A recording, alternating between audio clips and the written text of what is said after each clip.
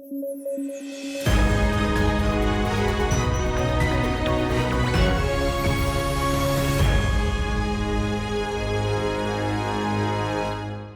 Eight 9 programme में आपका स्वागत है। मैं हूं अमृत उपाध्याय। आइए जल्दी से देखते हैं आज की हेडलाइंस। 25 जनवरी को मना राष्ट्रीय मतदाता दिवस। Nothing like voting, I vote for sure रखी गई थीम। मतदान की जागरूकता है इस दिन का मकसद। Global trans fat elimination 2022 report जारी। 2023 तक होना है ट्रांस फैट का उन्मूलन। स्वास्थ्य पर नकारात्मक प्रभाव डालता है ट्रांस फैट।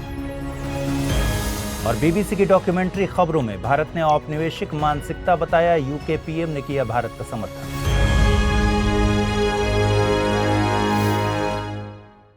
चलिए खबरों की शुरुआत करें। उससे पहले एक बार फिर दोहरा दूं कि अगर आप इस बुलेटिन की पीडीएफ चाहते हैं तो अमृत उपाध्याय 007 टेलीग्राम चैनल पर जाइए, जहां इसकी पीडीएफ रोजाना मिलती है।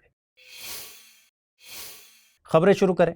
25 जनवरी को हर साल राष्ट्रीय मतदाता दिवस मनाया जाता है। साल 2023 में मनाए जा रहे 13वें मतदाता दिवस की theme nothing like voting, I vote for sure रखी गई है। राष्ट्रीय मतदाता दिवस मनाने की शुरुआत हुई थी साल 2011 में। इसका मकसद देश के मतदाताओं में चुनावों के बारे में जागरूकता को बढ़ावा देना था। इसे चुनाव आयोग के स्थापना दिवस के तौर पर मनाया जाता है। संविधान के अनुच्छेद 324 में वर्णित चुनाव आयोग एक स्थायी संवैधानिक संस्था है। इसका गठन 25 जनवरी 1950 को हुआ था। यह भारत में चुनावों के लिए जिम्मेदार है। यह संस्था लोकसभा और राज्यसभा, स्टेट लेजिस्लेटिव असेंबलीज और राष्ट्रपति तथा उपराष्ट्रपति के चुनाव आयोजित कराती है। शुरुआत में चुनाव आयोग केवल एक मुख्य चुनाव आयुक्त से मिलकर बना था। वर्तमान में यह संस्था एक मुख्य चुनाव आयुक्त और 2 चुनाव आयुक्तों के साथ काम करती है। 16 अक्टूबर 1989 को पहली बार 2 अतिरिक्त चुनाव आयुक्तों की नियुक्ति की गई थी। हालांकि इनका कार्यकाल 1 जनवरी 1990 तक ही रहा। 1 अक्टूबर 1993 को एक बार फिर 2 चुनाव आयुक्तों की नियुक्ति की गई। इसके बाद से अब तक चुनाव आयोग बहुसदस्यीय संस्था के तौर पर काम कर रहा है। मुख्य चुनाव आयुक्त और चुनाव आयुक्तों की नियुक्ति राष्ट्रपति द्वारा की जाती है। इनका कार्यकाल 6 साल या 65 साल की उम्र, जो भी पहले हो, तक होता है। चुनाव आयोग को संविधान में सलाहकारी और अर्धन्यायिक काम सौंपे गए हैं। इसके निर्णयों को हाई कोर्ट और सुप्रीम कोर्ट में चुनौती दी जा सकती है। वर्तमान में मुख्य चुनाव आयुक्त के पद पर श्री राजीव कुमार कार्यरत हैं। विश्व स्वास्थ्य संगठन ने global trans fat elimination 2022 report जारी की है। यह एक सालाना जारी की जाने वाली रिपोर्ट है। इसका मकसद ट्रांस फैट के उन्मूलन की दिशा में किए जाने वाले वैश्विक प्रयासों की मॉनिटरिंग करना है। गौरतलब है कि WHO ने इंडस्ट्रियली प्रोड्यूस ट्रांस फैट को 2023 तक उन्मूलित करने का लक्ष्य रखा है। यह लक्ष्य साल 2018 में वर्ल्ड हेल्थ असेंबली द्वारा पारित एक प्रस्ताव में किया गया था। 2023 तक दुनिया को ट्रांस फैट मुक्त बनाने के लिए WHO ने एक रिप्लेस ट्रांस फैट मॉड्यूल भी जारी किया। आपको बता दें कि हमारे खाने में 2 तरह के ट्रांस फैट पाए जाते हैं, एक नेचुरल ट्रांस फैट और दूसरा आर्टिफिशियल। नेचुरल ट्रांस फैट दूध और मीट जैसे उत्पादों से मिलते हैं, वहीं आर्टिफिशियल ट्रांस फैट को इंडस्ट्रियल प्रोसेस के जरिए तैयार किया जाता है। इस प्रोसेस में लिक्विड वेजिटेबल ऑयल्स में हाइड्रोजन मिला दी जाती है। इसमें तैयार किए जाने वाला खाना कम कीमत और स्वाद में बेहतर होता है, इसलिए रेस्टोरेंट और फास्ट फूड आउटलेट्स में इसका खूब उपयोग होता है।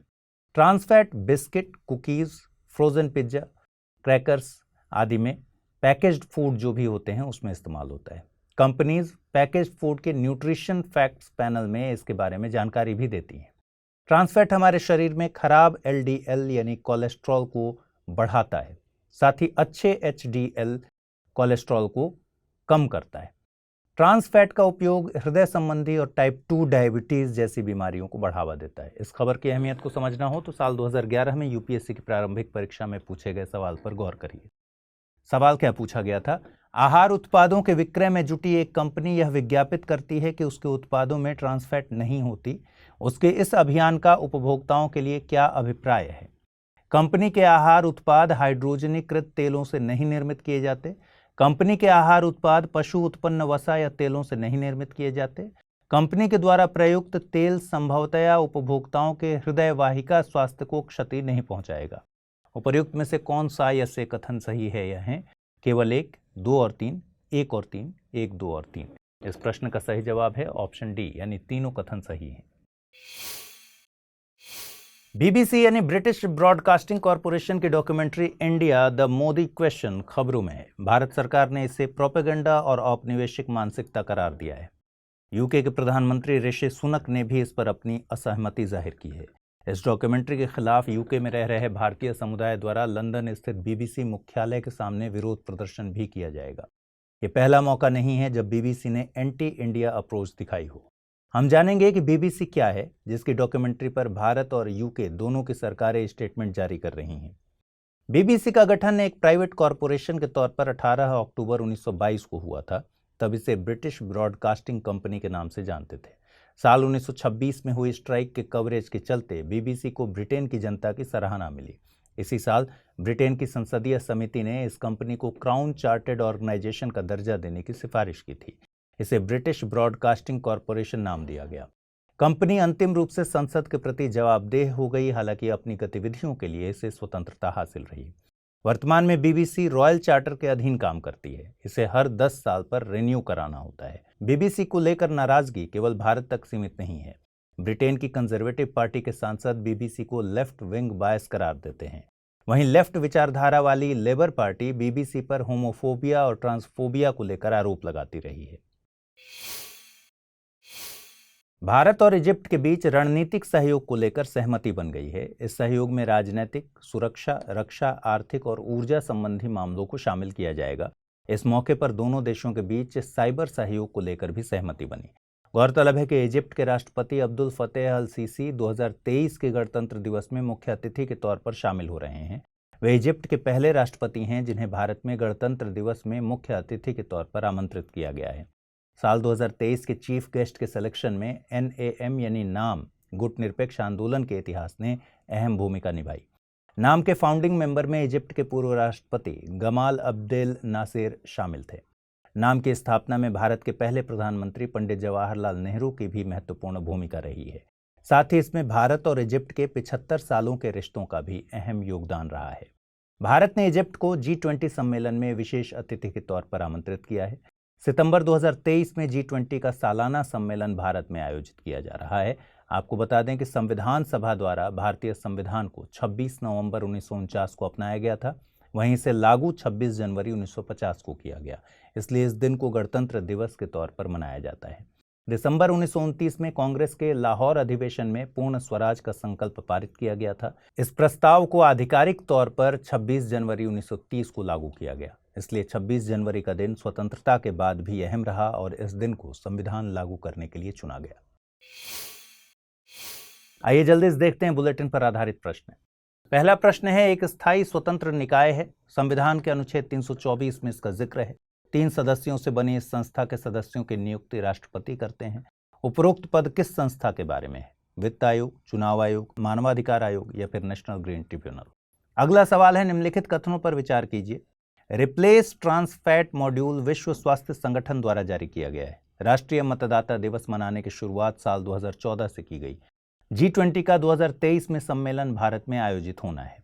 सही कथन चुनना है कूट के माध्यम से, केवल 1 और 3, केवल 2 और 3, केवल 1 और 2 या फिर सभी। आइए देखें पिछले बुलेटिन पर आधारित क्या सवाल पूछे थे मैंने और उनके सही जवाब क्या हैं। विश्व आर्थिक मंच द्वारा जारी ग्लोबल जेंडर गैप इंडेक्स 2022 में भारत को कौन सी रैंक हासिल हुई है? 135, 136, 137 या फिर 138? इस प्रश्न का सही जवाब है ऑप्शन ए, 135।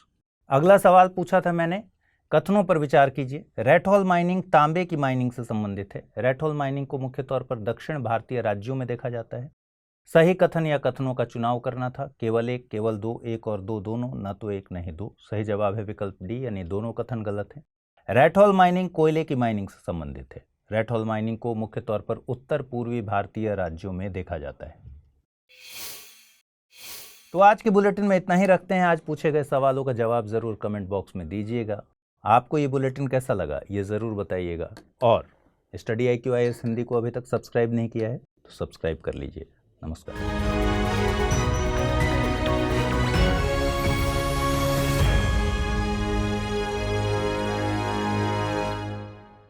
हिंदी में UPSC की तैयारी से संबंधित प्रोग्राम्स को देखने के लिए सब्सक्राइब करें स्टडी IQ IAS हिंदी।